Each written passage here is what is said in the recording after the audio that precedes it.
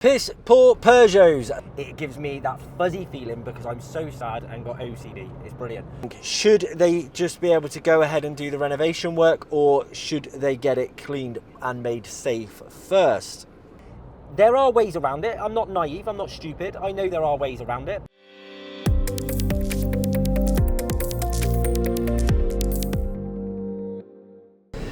Piss poor Peugeots, that's what they are, and once again we are struck down by the failure of a Peugeot Expert van. Long story short, it broke down on Friday. Seems as though the water pump had basically popped off, is the AA guys' wording, which has then caused the van to overheat and go into limp mode. The issues don't stop there because the technicians continued to drive it. So now it overheated. We've had to get it recovered back to the office, swap the technician into another van, and it's got to go into the garage tomorrow morning. The joys is the mechanic tells me they've got to fix the water pump issue, then test whether or not there's any further issues, because obviously by driving it while it was overheating, it could have warped the head or blown the head gasket or something on those lines. So this one could be cooked for good, quite literally. That's the joys of a Monday morning though, and it is Monday the 20th of October. I have a full-on day of quote visits to do today, one after the other, everything from extractor systems to carpet cleaning. The last one as well is a mould clean, which is an interesting one. It's the full property. It's owned by a charity, and they've got a difference of opinion within the charity. One group of people want to just get on with the renovation work and get it done without any mould cleaning. The other group of people believe they need to get the mould cleaning done, get it safe, then they can do the renovation work. So we have to send all of that over to them, and then they're going to submit it for approval and see which way it goes. Let us know in the comments what you think. Should they just be able to go ahead and do the renovation work, or should they get it cleaned and made safe first? We will bring you the answer to that question and whether or not they go ahead later on in this episode. So keep watching to find out, and obviously to find out the final result on the piss poor Peugeot. For now though, I've got lots of other things to be thinking about. I've got all of the technicians, near enough all of the technicians, over at a huge kitchen deep clean today for a very well-known school, private school in the area. They're doing the full kitchen deep clean, the full extractor system, and the extractor for the tumble dryer system as well. So that's going to be a very big clean. I'm still waiting to see if we get the 2 new contract cleans signed. They were supposed to sign on Friday, but we didn't quite get it done. So I'm hoping they should sign in the next couple of days. Keep watching for that, and we're waiting to hear back from the non-paying contract customer. So if you haven't seen that episode, click the link above. 14 grand they owe us. £14,000. Over the weekend though, I was in the office and I was moving everything around to get us downstairs. We are desperately trying to complete phase 1 of the office renovation and move. We're nearly there, we're getting there, but we're not quite. So we'll show you some of the work that was done over the weekend, and I'll show you where we are with it all shortly. But yeah, we're not quite there. It's looking good, it's getting there, but I can't decide if I've got the configuration for the current office space right. So I'll bring you a tour in a second and you can let us know what you think, and we can see what we do from there before we move on to phase 2. Another bright and early start this morning, straight into the office first thing, because I knew I had quite a few emails to respond to before I was out on the road today doing some training, and I also needed to get some more bits and bobs down into the downstairs. Pretty much got that finished now, in the fact that everything is down. Danny spent a lot of time yesterday organising it as well, and it all looks absolutely amazing. I'm sure Holly's going to put a snippet of that in there now. It's so organised, it gives me that fuzzy feeling because I'm so sad and got OCD. It's brilliant. The biggest thing that I had to deal with this morning though was last night, we finally had a response from the non-paying contract customer. It was a very ignorant response, frankly, completely ignoring all the other correspondence that's been made since they did that, which was back in September to now, and it's the 22nd of October. So they've ignored all of that and then basically come back and said, we've finally reviewed. Basically what they're saying is that our staff weren't doing the full hours. Now, we have a GPS tracked clock-in system. So they use an app on their phone. When they arrive to site, they have to scan a tag, which is fixed to site, and then they can clock in. That then tracks the hours of the staff, what they're doing. It also manages their tasks and lots of other things within it. It's one of our USPs, our unique selling points. We've been using systems like this, not the same one, but we've been using systems like this since forever, since we started. We were ahead of the game then, very, very ahead of the game then.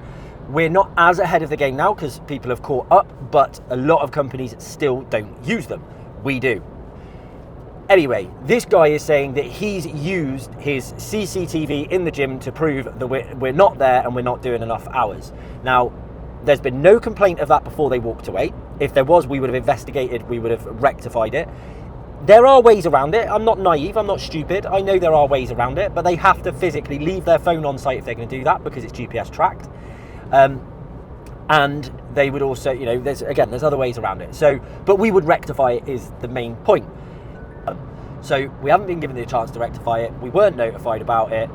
We can also prove by the tracking system that they were doing those hours. Now, don't get me wrong, there was a couple of situations where we used 2 operatives instead of 1 operative because we had people go sick.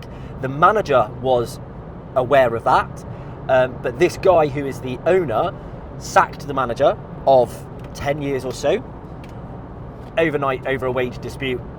Basically just said, pack your bags, get out, don't come back. So it goes to show what type of guy he is, but he didn't know of that. Anyway, his emails come back to say, we don't owe you any money, you're in breach of contract, we'll go to court, we'll bring this evidence with us and we'll dispute it. However, surprisingly, to resolve this situation quickly, because we'll be tied up in legal fees that will cost us at least £3,000, I'll pay you £3,000 and we can part ways. So what did I do with that customer? Well, I have gone back with them and I've tried to meet in the middle.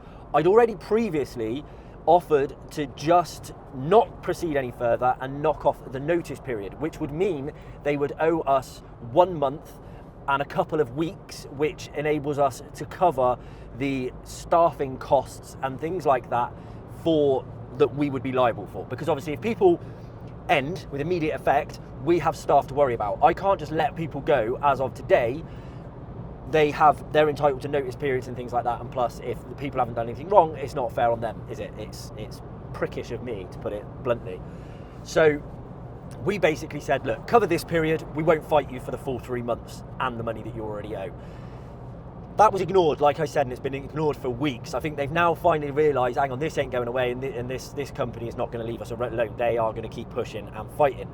So he's come back, he's asked for his £3,000. I've gone back to him and basically said, look, this is the figure that I will meet you on. It's around about 50% of what you should be owing, which isn't enough, but it covers our financial losses, and that's the point. To a degree anyway, it covers our financial losses, only because we've been able to move things around, rejig stuff and things like that. So technically we're not being hurt too badly. From a cash flow perspective, it still hurts because obviously we're forecasting that money was coming in, but in another sense, it actually eases the pain a little bit to be getting some of it in, because from a cash flow perspective, if we didn't get any of it, we've got to cover all of those costs until we can potentially recoup, which we might not, and we've got to cover the legal costs.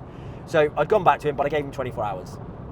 And I also had to resist the urge to have my say. So I have had a little bit of a dig, and I have stood my ground and basically said, look, you might say you've got that evidence, we've got this evidence, we've got this contradiction, and our contract protects us from this perspective because you didn't follow the clauses in the contract. So you've got 24 hours to pay this amount. If you don't pay it, I'll see you in court. and we'll see what he comes back with.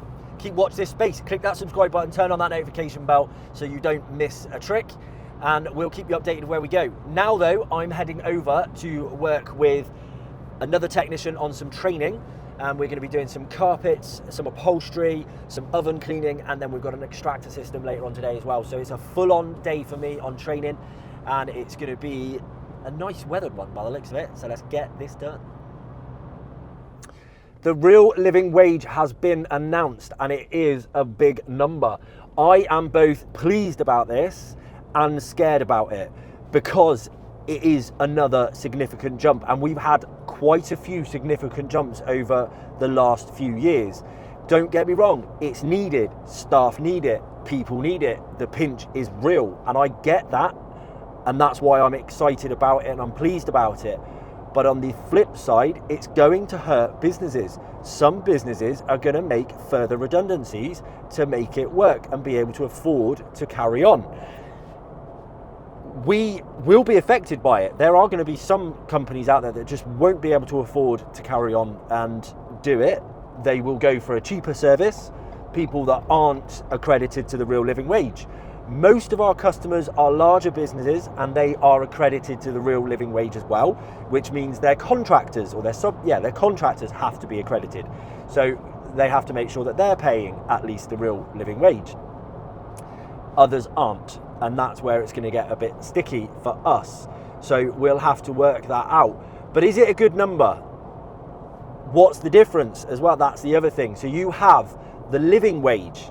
Now this is what's been rebranded by the government from the minimum wage to the living wage.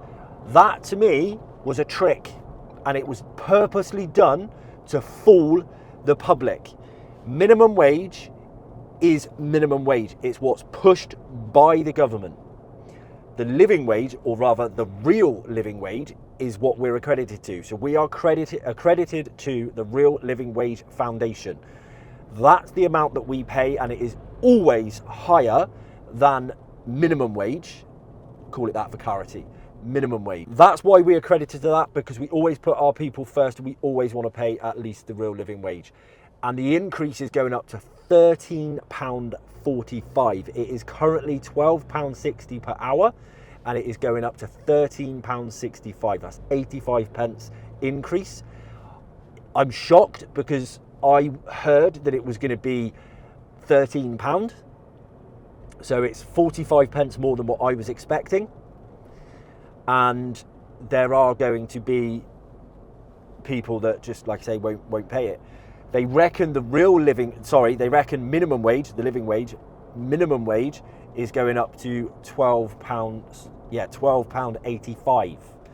So I am surprised that the real living wage is going up so much higher. I'm also annoyed because I didn't get any of the communication prior to when it was being announced like I was supposed to.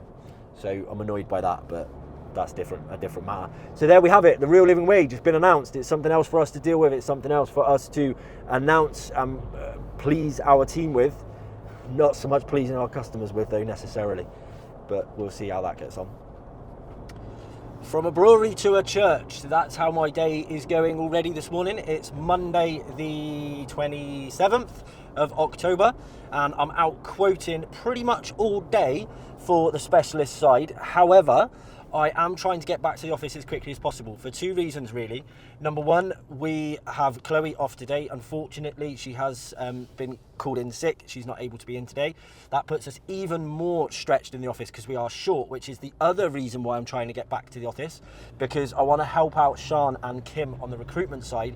Got a lot of positions going at the moment, which is not, well, it is good, but it's not good at the same time. Some of those are new positions, some of those to help us expand and cover more work, and some of those positions are to obviously cover vacancies that we've currently got within the business. One of which is causing us a lot of pressure, which is the customer service team. We are short in the customer service team.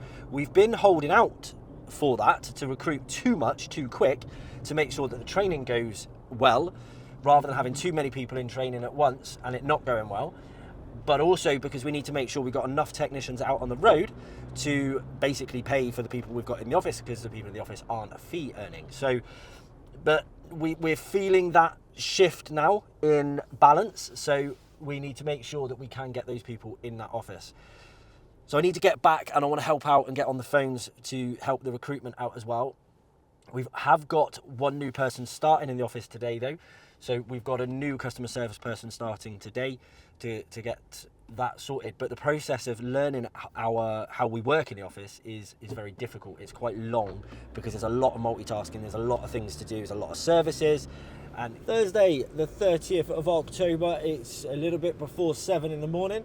I'm heading on over now to do some more training.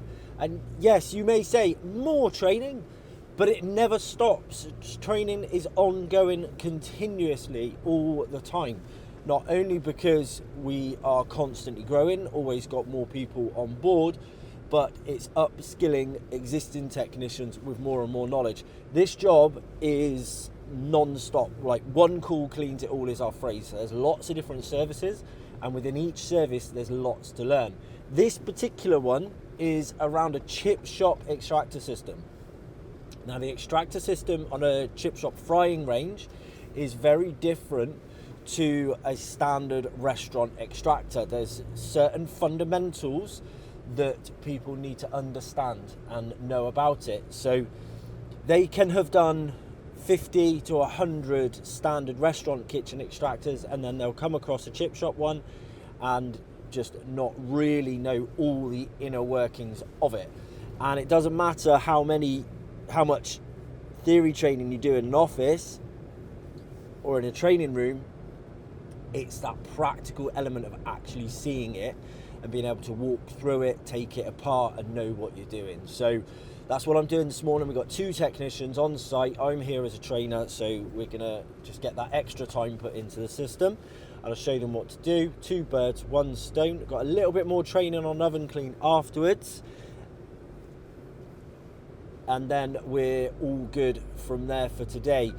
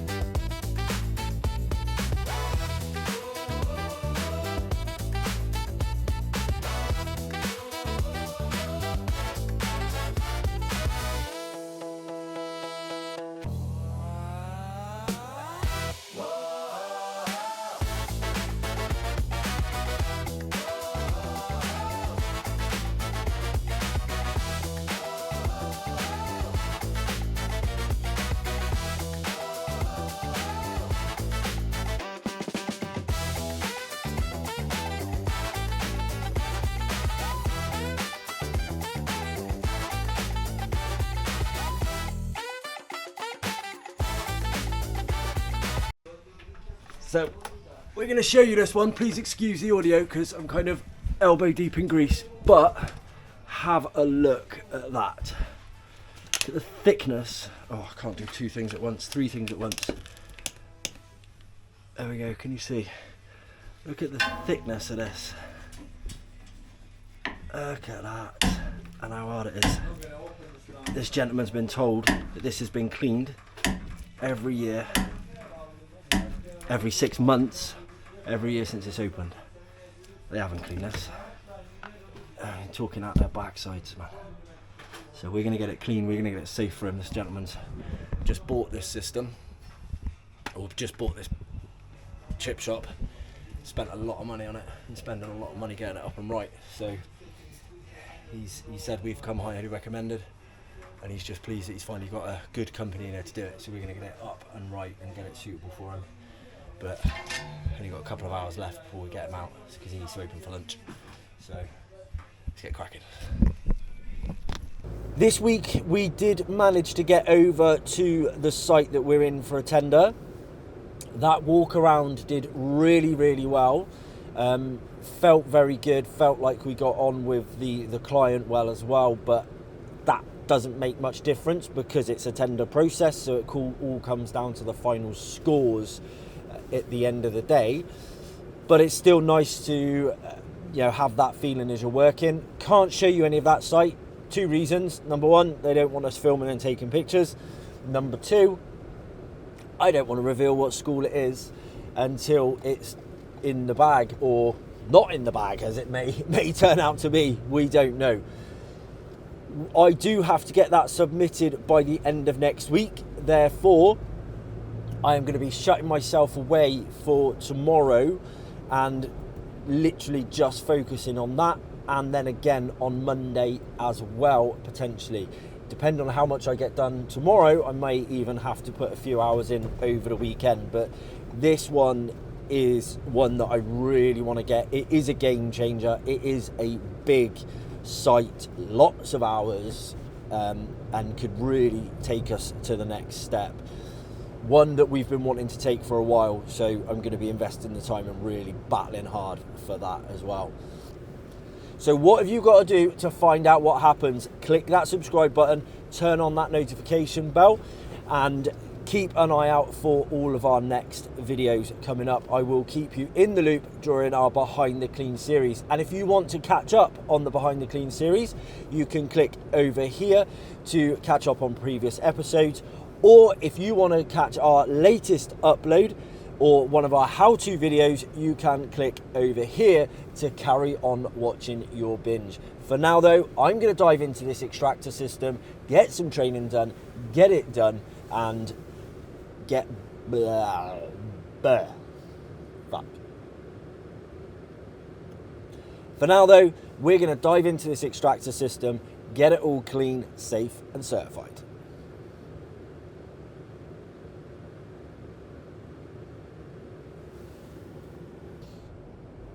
So if you want to see how that progresses, what have you got to do? You've got to click that subscribe button below, turn on that notification bell, and fuck's sake. So what have you got to do to find out